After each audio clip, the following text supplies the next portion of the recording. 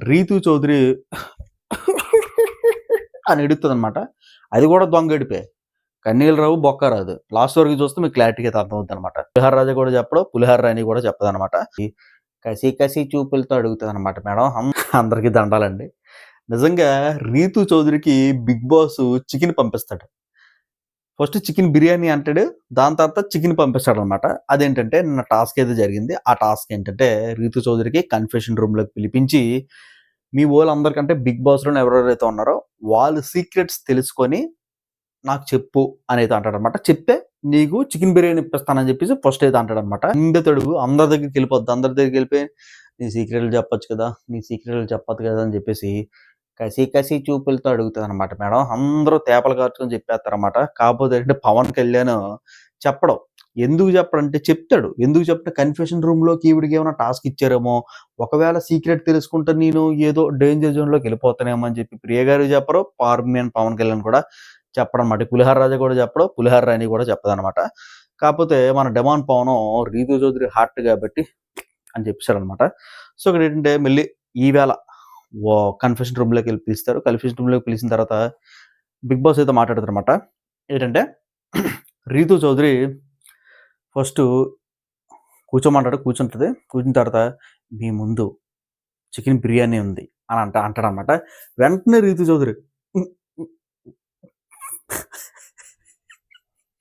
అని ఏడిసేస్తది.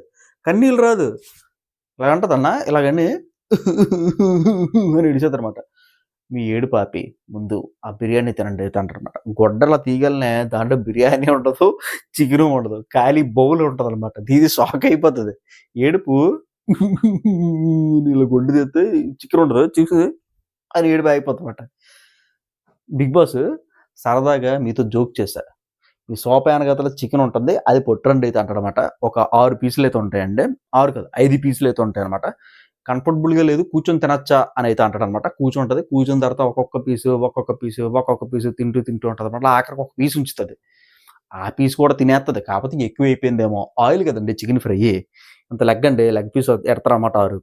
అయితే ఏమవుతుందంటే ఆ పీసు బిగ్ బాస్ బయటకి దుబ్బేస్తున్నాను. ఇది మా ఫ్రెండ్ షేర్ చేసుకుంటున్నాను అయితే అంటది. బిగ్ బాస్ అన్నాడు దొబ్బేస్తాను అంటాడు.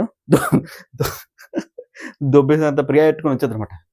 వెంటనే లటక్కన వాటేసుకోవడం ఇంకా డిమాండ్ పవన్ కూడా ఆడేవాడు బకరాగాడు వాటేసుకొని తిను తిను తిను డేమాన్ తిను అని అయితే అంటాడు. మాస్క్ మ్యాన్ హరీష్ గారు మన తర్వాత సుమన్ శెట్టి గారు. సుమన్ శెట్టికి సీక్రెట్ చెప్పమంటది. సీక్రెట్ చెప్పండి మీకు ఏమీ అవ్వదు. కాకపోతే ఏంటంటే కొంచెం నాకు ఫుడ్ పంపిస్తారు.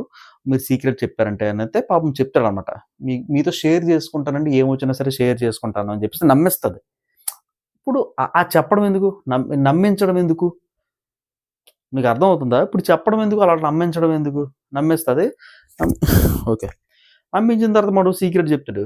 ఎళ్లి డిమాండ్ పవన్ లటక్కన వాటేసుకొని చికెన్ ముక్క ఎంచి ఆడి బొక్కలైతే పెడద్దనమాట. ఇక్కడే నిజంగా అండి. దాని తర్వాత టాస్క్ అయితే మొదలవుతది. టాస్క్ ఆల్రెడీ ఎక్స్‌ప్లెయిన్ చేశాను మీకు. ఆ వీడియోలో చూడండి. టాస్క్ అయితే మొదలవుద్దనమాట. టాస్క్‌లో కూడా మన అక్కయితే దొబ్బెడేస్తది. సో ఏంటంటే ఈ విధంగా రీతు చౌదరి ఏంటంటే ఇంక 24 గంటలు ఏడుసుకోవడమే.